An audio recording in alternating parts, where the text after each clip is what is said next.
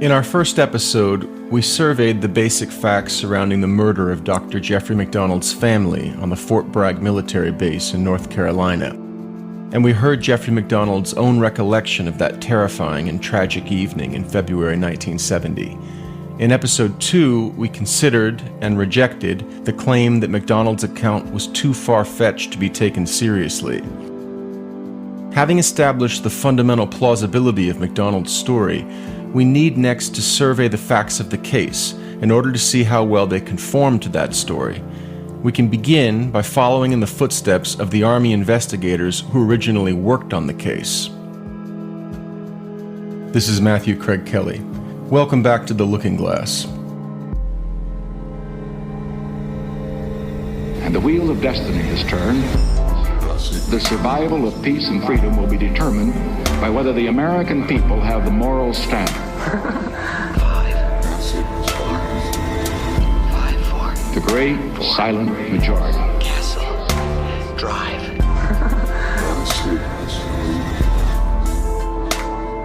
Dustin Morgan composed the music and sound design for this episode. Our cast this episode features Chad Dinella as Dr. Jeffrey MacDonald, Brian Kovalt as Joe McGinnis, Andy Ryder as Errol Morris, Michael Hensley as Captain Hammond Beale, and Josh T. Pearson as Victor Warheide. You can follow us on Facebook at The Looking Glass True Crime Podcast and on Instagram at @TheLookingGlass_podcast. We will be posting Season 1 related documents, photographs, and short essays regularly at both of these accounts. Again, that's facebook.com/The Looking Glass True Crime Podcast and on Instagram at @TheLookingGlass_podcast. If you enjoyed the podcast, please tell your friends. We appreciate your support. It took very little time for military authorities to conclude that MacDonald's story was a confection. Indeed, within a week of the murders, they advised the FBI to call off the nationwide search then underway for the gang of intruders that had allegedly committed the crime. No such gang existed. The Army's investigators were satisfied. In fact, within hours of the murders, the Provost Marshal at Fort Bragg, Colonel Robert J. Kraig, told FBI investigators in Fayetteville, point blank, that no civilians had been involved in the crime, and that the case would therefore not fall within the Bureau's jurisdiction. That left only one explanation for the 3 corpses found at 544 Castle Drive, namely that they'd been the work of the 4th person in the home, the one who'd survived, Jeffrey MacDonald. What made the investigators so confident? Many things. For one, the living quarters in which the crime had occurred didn't look right. The 3 bedrooms, where the little girls and Colette had been found, were soaked and splattered in blood, and the blue fibers from Jeffrey MacDonald's torn pajama top were found all over them, especially in the master bedroom. The living room, by contrast, where MacDonald said he'd been attacked, looked relatively undisturbed. The coffee table opposite the couch on which MacDonald had supposedly been sleeping had been knocked over, but that was about it.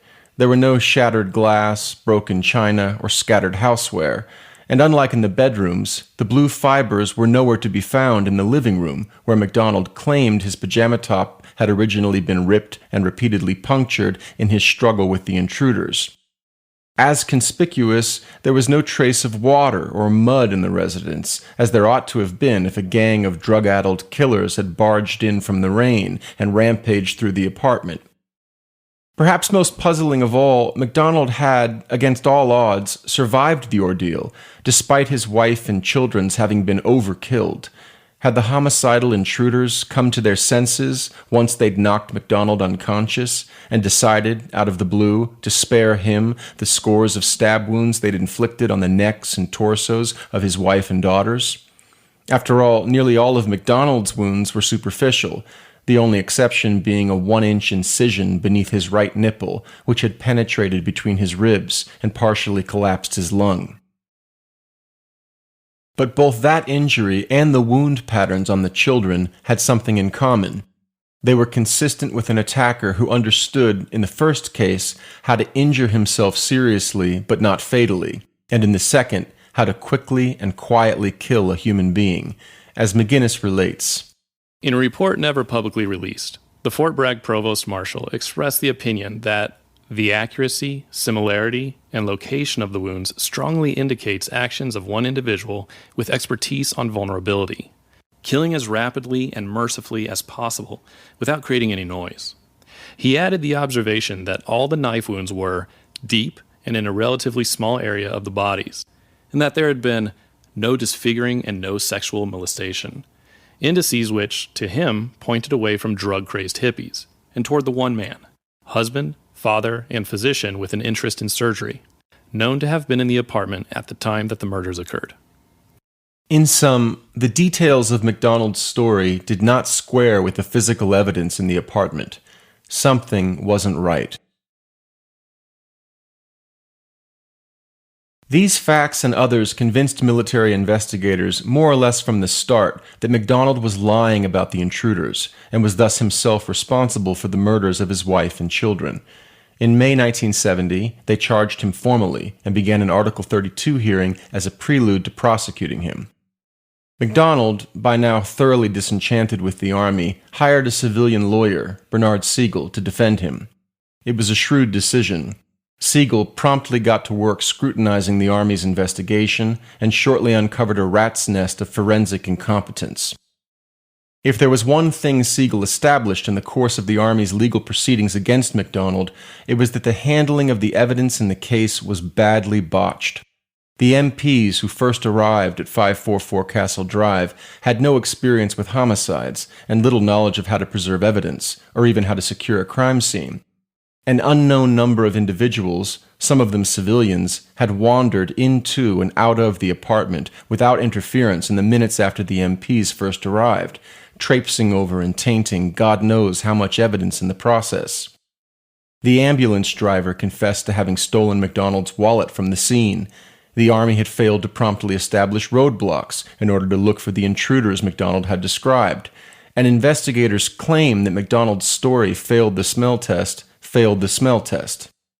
This was most dramatically illustrated when the presiding judge at the Article 32 hearing, Colonel Warren Rock, tired of prosecutors' insistence that the kicked-over coffee table had in fact been carefully set on its side by MacDonald in an act of staging, a conclusion they reached after themselves kicking the table over repeatedly, only to watch it capsize in every instance, never stopping on its side.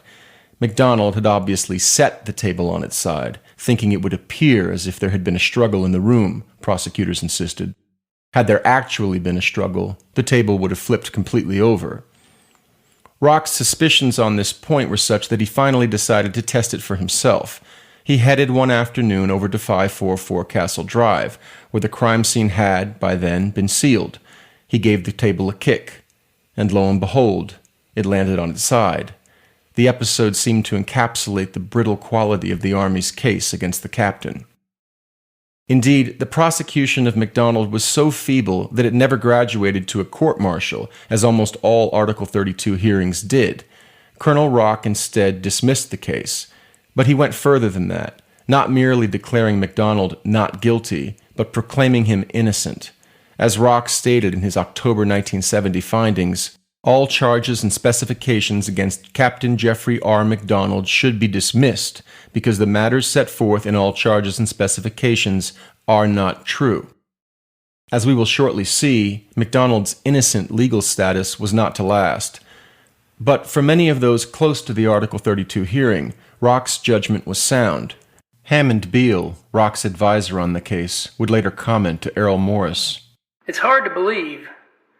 MacDonald lost his wife, both kids, and then ends up losing his license and freedom forever. Pretty bad for something he didn't do. You believe that MacDonald is innocent? Morris asked, apparently surprised. Oh, I know he's innocent. Beale replied. I sat through the Article 32 for part of a year and was Colonel Rock's legal advisor to rule on all legal issues that came up. I saw every piece of evidence the government had, and hell, anytime they're arguing that the motive behind killing everybody was because the youngest kid wet the bed? Give me a break. Give me a break. Give me a break. Oh yes, if the most damning piece of evidence against MacDonald was his having emerged from a fight to the death almost unscathed, the most implausible component of the Army's case against MacDonald was their theory of the motive for the murders.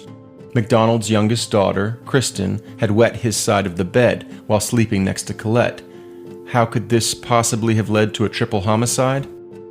The theory went that MacDonald and Colette's marriage, despite appearances, was in fact troubled, probably because of Jeffrey's extramarital philandering, which investigators had first learned of while inspecting the crime scene, where they discovered a mildly salacious Valentine to MacDonald from the wife of one of his commanding officers, who was then in Vietnam. Further investigation turned up more affairs.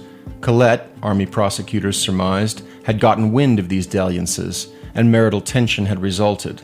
So the bedwetting was merely the trigger for an explosive argument between husband and wife, somewhere in the middle of which MacDonald had lost control, seized a club, struck Colette in the head, and, either at that point or shortly thereafter, passed the point of no return.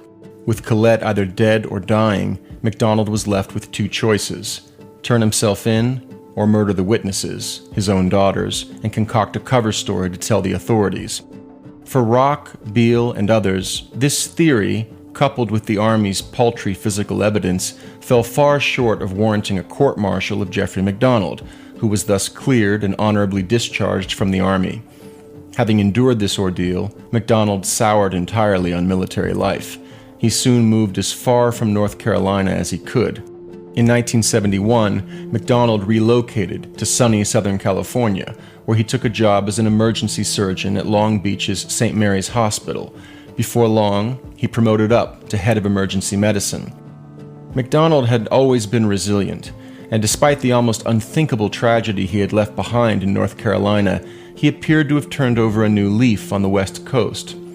But even as he rebuilt his life and career out west, a storm was brewing on the opposite side of the country that would ultimately call him back and engulf him.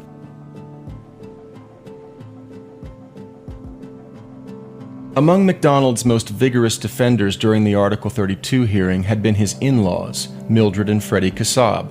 Freddie, in particular, had been a vociferously outspoken critic of the Army's investigation and was deeply offended at the suggestion that his son-in-law, Jeffrey, would have slaughtered Colette, Kimberly, and Kristen. Famously, Freddie stated during the Article 32 hearing that if he had another daughter, he would still want the same son-in-law. He was thus immensely relieved when Colonel Rock cleared MacDonald, but in succeeding months, both he and Mildred, still reeling from the loss of their daughter and grandchildren, began to grow uneasy, and before long, their confidence in MacDonald's innocence faltered. One common misunderstanding is that Freddie's epiphany that MacDonald was, in reality, a superficially charming but ruthlessly narcissistic sociopath occurred one night while watching television. It was mid-December 1970, less than a year after the murders. The program was The Late Show, hosted by Dick Cavett, one of whose guests that night was none other than Dr. Jeffrey MacDonald, whose supposed purpose in going on the show was to publicize the case and thus force the government to reopen it. Even granting that pretext, there is no historical reconstruction of early 1970s television that can dispel the fundamental weirdness of MacDonald's appearing on Cavett's show. The entire scenario was odd and probably anomalous, and yet, having acknowledged that, we must also acknowledge that MacDonald was bound to come off as off. The scene itself was bizarre. How does one act? How should one act in a fundamentally strange setting? What is the socially acceptable way to behave in a situation that is socially unprecedented? For this reason, for me, MacDonald's behavior during the interview with Cavett was, indeed, off, but so was Cavett's. What in the world was Cavett doing having MacDonald on his show to talk about the murder of his wife and children only months earlier? Who let this happen? Regardless, Freddie Kassab was less interested in Cavett than he was in MacDonald, and what he saw infuriated him. MacDonald's manner was casual. He appeared to be enjoying himself. Granted, had he been tearful and tortured, the scene would have been all the more surreal for The Late Show. Nevertheless, it was stomach-turning to see someone so composed and cheerful when his dead wife and daughters had only recently been buried. Perhaps the most unsettling moment came when Cavett asked MacDonald about the night of the murders, and the doctor set the stage by saying that he and Colette had been sipping a liqueur and watching, And here he gave Cavett a significant look, a certain late-night television show. MacDonald was referring to Johnny Carson, Cavett's late-night competition. That is, he was getting a cheap laugh from Cavett and the crowd just before launching into his tale of the intoxicated maniacs that had recently butchered his family and attempted to murder him. It seemed incongruous, to say the least. For his part, Freddie was dumbstruck. Where was the pain? Where was the emphasis on Colette, Kimmy, and Kristen? All MacDonald seemed interested in was charming the stars of late-night TV and whinging about the Army's unfair treatment of him.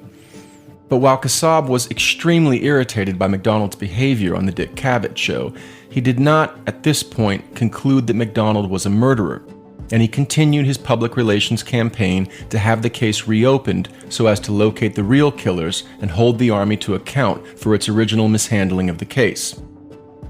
He was ultimately successful, as the Army did reopen the case in January of 1971. It was this, ironically, that started Kassab down the path to concluding that MacDonald was the killer. In February 1971, the Kassabs elected to begin cooperating with, rather than stonewalling, the Army's Criminal Investigation Division, although they continued to insist on MacDonald's innocence. As Freddie recalled it in an unpublished manuscript, the watershed moment came in March 1971, when the CID permitted him to enter the apartment at 544 Castle Drive. Kassab had, by then, scored another significant victory against the Army. Not only had he forced them to reopen the case, but he had induced them to finally give him the 2,200-page transcript of the Article 32 hearings, which he claimed subsequently to have read at least 20 times. He was especially preoccupied with MacDonald's testimony regarding the night of the murders, which he said he perused over 100 times. Having surely become the world's leading expert on MacDonald's Article 32 testimony, Kassab was particularly well positioned to scrutinize the condition of 544 Castle Drive in light of that testimony. And, as he would later state, nothing fit. That is, MacDonald's story, as the original Army investigators had concluded, simply could not be reconciled with the condition of the apartment. In fact, Kassab's memory as related in his manuscript was slightly inaccurate. The record of his subsequent interactions with investigators suggests that his conviction regarding MacDonald's guilt lay a little further in the future. But I find this understandable and human. We all tidy up our memories in this way. What is more significant is Kassab's general experience of undergoing a deep transformation of worldview. He had clearly been living in a reality wherein the world's greatest son-in-law was his own, and where that noble man had had his life destroyed by the darkest forces of the counterculture, and then his reputation ruined by a corrupt establishment. And he then found himself, as one does, in a completely different reality, wherein his son-in-law was a masterful narcissist, as ruthless as he was charming. For those who undergo such an experience, it is common to retrospectively anoint some dramatic moment as the turning point, the single second in which everything changed. But this is more often than not inaccurate.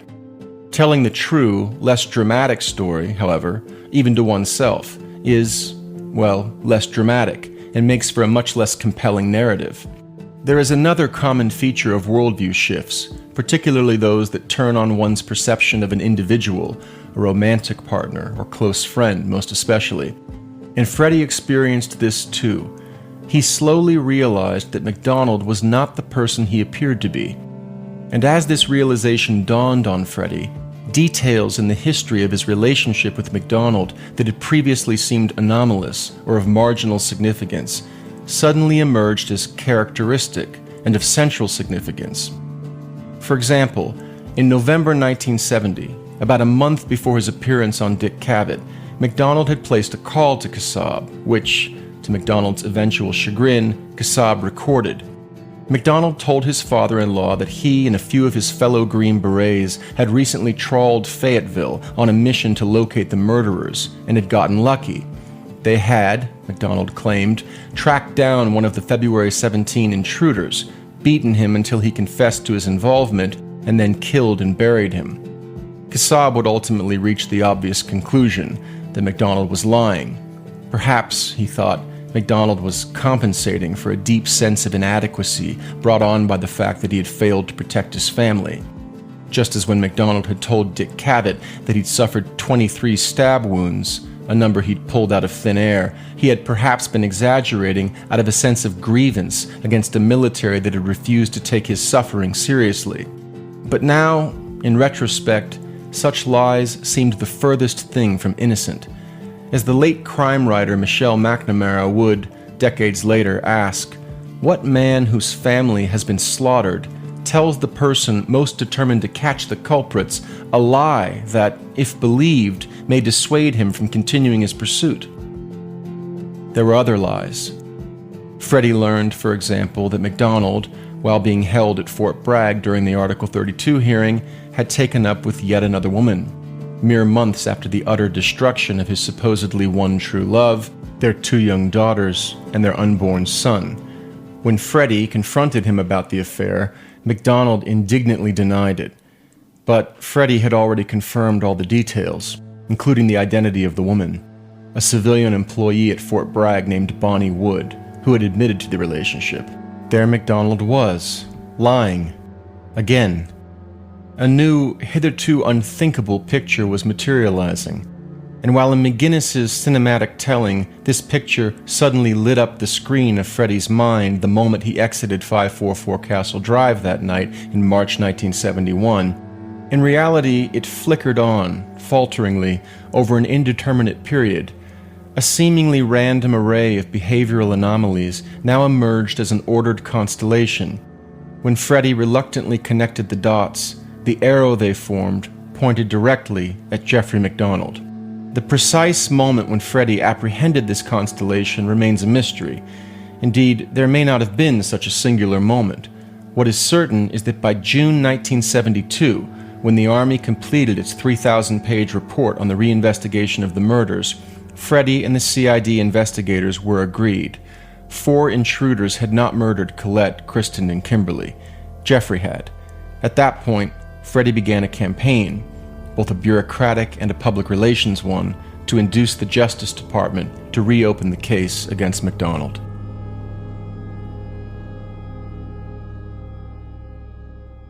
His efforts were unrelenting, and he eventually broke through. In April 1974, the Kassabs filed a probable cause complaint against MacDonald in the chambers of the Chief Judge for the Eastern District of North Carolina.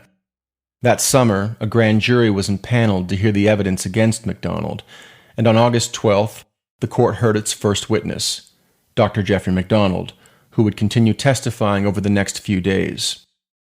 After laying out the cause for the grand jury's convening, parrying with Bernie Siegel, whom MacDonald had kept on as his attorney and who was not actually present in the courtroom in keeping with the conventions of a grand jury, and covering a range of preliminary and background issues, the Justice Department's Victor Warhide came to the critical matters. He questioned MacDonald at length about the call he had made to Freddie Kassab in November 1970, wherein he'd claimed to have hunted down and killed one of the intruders. Warhide also quoted from letters MacDonald had subsequently written Kassab, in which he went on further flights of fancy, claiming to have made 4 trips to North Carolina to locate the killers, and to have broken his hand during one of them. MacDonald told Warhide that the lies he fed Kassab were foolish, but that his motivation for telling them was to get Freddie, an alcoholic fanatic, off his back. As for Mildred, MacDonald characterized her as a woman possessed by bloodlust, to the point that, upon learning of MacDonald's supposed slaying of an intruder, she repeatedly insisted on hearing the gruesome details of the event, wanting to know if the victim had screamed in agony, and so forth. Warhide's manner was measured, almost polite, but his purpose was clear. He wanted to establish that MacDonald was a man capable of telling lies, big lies. He was willing to manipulate and mislead people, including people quite close to him, if it meant achieving his ends. There was no denying that Warhide met this objective. Eventually, he came to the heart of the matter, the night of February 16th and 17th, 1970. Warhide. Dr. MacDonald, going back to sometime before February 16th, will you recount the events as you recall them that culminated with the assault upon you on the night of February 16th and February 17th. MacDonald, after offering up a chronology of the day prior to the murders, including a reiteration of his time at work, having dinner with Colette on the evening of the 16th, her leaving for her child psychology class at the University of North Carolina Extension, his watching Laugh-In with Kimberly, and other mundane details, came to the core claim: the intruders. His story more or less echoed the one he'd told Army investigators back in April 1970, but this time MacDonald folded a critique of the investigators into his telling, a rather powerful critique, in fact. MacDonald. And the next, there was some lights on in the house. There was a light on in the kitchen, and there was a light on in the main bathroom, which was in the hallway, which was, between the two girls' rooms. And the light was left on because infrequently Christy would get up and go looking for her own bottle in the refrigerator. So we usually left one in the refrigerator. So the next thing I remember was I heard my wife screaming, and she said, "Help, Jeff." And at the same time I heard Kimberly, I'm sorry, it wasn't Christy, it was Kimberly. She was screaming, "Daddy." Colette said, "Help, Jeff, why are they doing this to me?" And it sounded very loud to me. Still sounds loud. Kimberly said, "Daddy, daddy, daddy, daddy, daddy, help." And I started to sit up, and there were some people. There was some people at the end of the couch the CID said was never in my house. And they couldn't find any evidence that people had been in my house. They couldn't find any evidence of 14 investigators and 3 medics and the CID and MPs and doctors, and because they couldn't find evidence for these people, I'm guilty. MacDonald was also concerned to correct the record, which he believed the original investigators had distorted in a manner that made his claims seem more ridiculous than they really were. I never said I saw hippies. I never said that. Colonel Krawanek said I saw hippies. I said I saw people. I saw a person with long blonde hair and a floppy hat on, and there was a light on her. And I never said I saw candles either. It was a light on her face, and I had the impression that there was something, I don't know if it was because it was kind of, wavering thing of an intermittent light or something, but I still think it was like candlelight, It was an impression. It was in the midst of a dark room and over a period of 10 to 20 to 30 seconds, and I never really saw her. I saw hair. I saw a face outline and a hat, and that was it. That was all I saw. And while this was happening, Colette was screaming and Kimberly was screaming, "Daddy." This guy hit me with something I thought was a baseball bat. He continued a bit later. I was listening to the screams, and I was getting hit at the same time, and I was looking at these people who were in my house. The CID can't even fingerprint a phone that an MP has used and get his fingerprints, and they tell me that they have no evidence of these people, and that's why I'm here today. That's why. It's the most preposterous. They had no evidence that Ron Harrison was in my house. They had no evidence that Captain Probst was in my house. No evidence that my mother was in my house. No evidence that the Kassabs were there. No evidence my brother was there. No evidence that anyone I ever knew was in my house except me, so I'm guilty. That's crazy.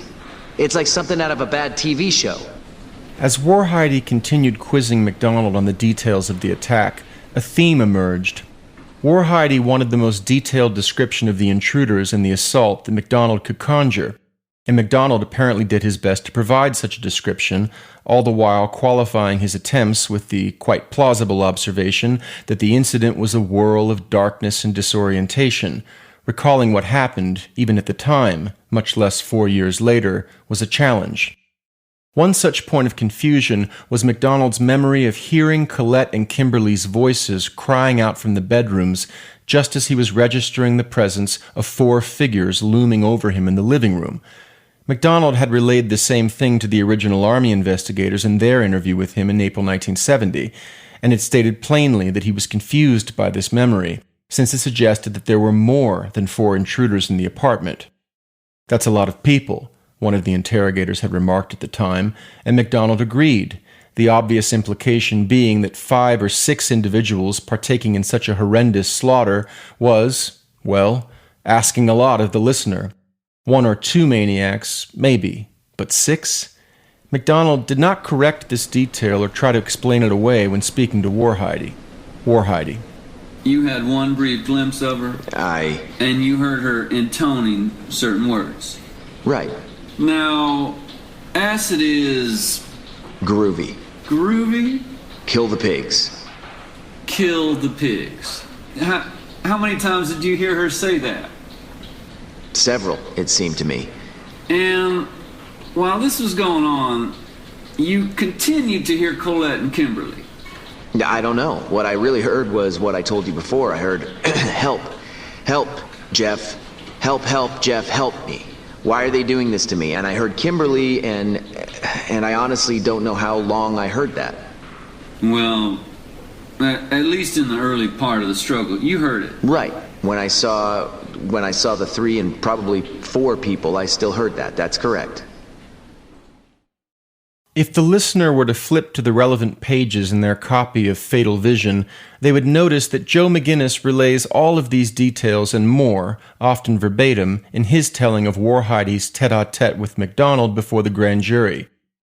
And it wouldn't take much insight to also notice that McGinnis casts Warhidey as the patient and practiced prosecutor, and MacDonald as Warhidey's overconfident yet ill-prepared quarry. By the time McGinnis comes to this episode, the reader is already aware that MacDonald is guilty, and that supposed fact imbues MacDonald's responses to Warhidey with their emotional significance. Arrogance, self-pity, indignation that is anything but righteous, however much MacDonald strained to create the opposite impression.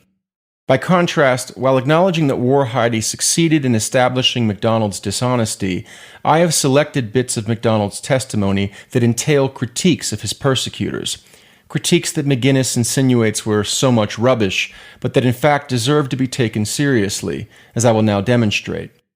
Let's start with MacDonald's claim that the CID couldn't find any evidence that people had been in his house, or that 14 investigators and 3 medics and the CID and MPs and doctors had been in his house. What did he mean by this? Recall that an unknown number of individuals, possibly as many as 20, including civilians, were moving, unchecked, in and out of the MacDonald home after military police first entered it on the morning of February 17, 1970.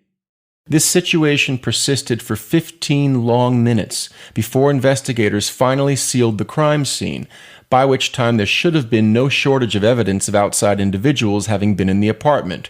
The problem would have been to disaggregate the grass, water, mud, and other debris carried into the apartment by MPs, medics, and civilians from the grass, water, mud, and other debris carried in by the intruders who, according to MacDonald, had preceded them. And when it came to hair and fingerprint evidence, as MacDonald rightly protested, the CID had been unable to forensically establish the presence of friends and relatives of MacDonald's who no one denied had been inside the apartment in the weeks before the murders. How, then, could anyone regard it as incriminating that the same investigators found no evidence of intruders? Another feature of MacDonald's critique of the military's case is worth underscoring.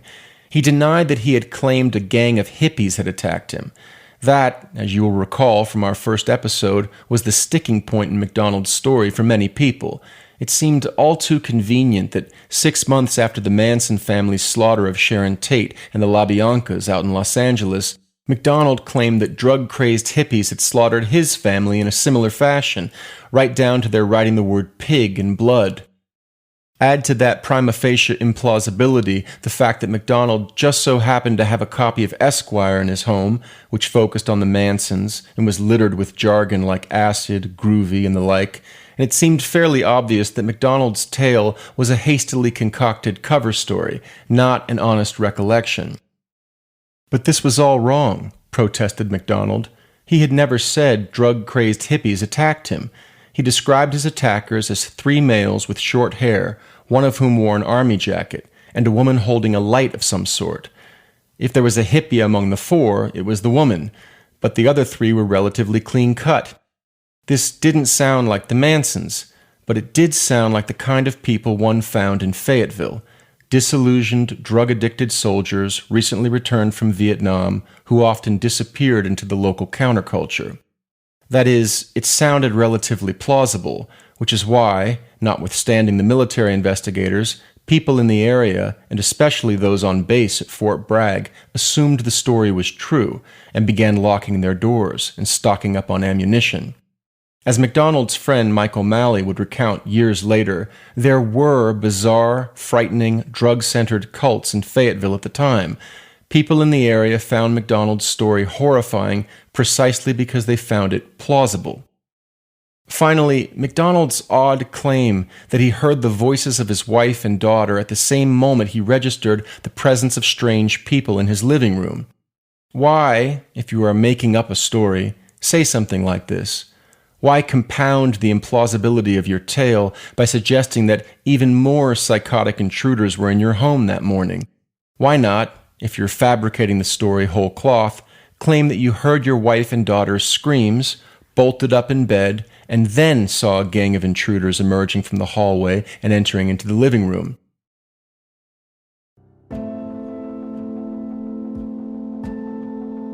One reason might be that MacDonald simply did not have the time to carefully construct his story. He slaughtered his family in a fit of rage, and then, in a white-knuckled panic, sketched out a basic story and resolved to stick to it when investigators started asking questions. Another reason, however, might be that MacDonald was telling the truth. In that case, he may have registered Colette and Kimmy's screams while in a state of consciousness straddling the border of deep sleep and incipient wakefulness. The screaming may have seemed, initially, like a dream, and MacDonald may have only slowly registered the significance of the sounds, playing them over in his mind as he staggered into full consciousness and, simultaneously, noticed the bodies standing over him. That is, the voices may have been echoing in his mind as he awoke, in which case it may have seemed to him, in retrospect, that he was hearing the voices at the same moment that he was noticing the intruders, even though there had, in fact, been a delay between the two events. In that case, MacDonald's recollection would be phenomenologically, that is, subjectively, accurate, even though it was factually inaccurate. But does a man making up a story get the facts, as it were, mixed up, and the subjective experience right? Not unless he is particularly cunning. After all, there is no subjective experience for such an individual. He's lying. It didn't really happen. There is only the story he is selling, which it behooves him to get right, lest anyone catch him in an error. Was MacDonald mixed up precisely because he was telling the truth, and the truth, in such a chaotic situation, is mixed up? These are questions Joe McGinnis never asks, but we must. In our next episode, we will delve further into MacDonald's testimony before the grand jury, McGinnis's use of that testimony to seal MacDonald into the role of the hopeless liar, and the need for a fresh look at the hearing and its aftermath in order to answer the question: did Jeffrey MacDonald murder his family? Did he? That's next time on The Looking Glass.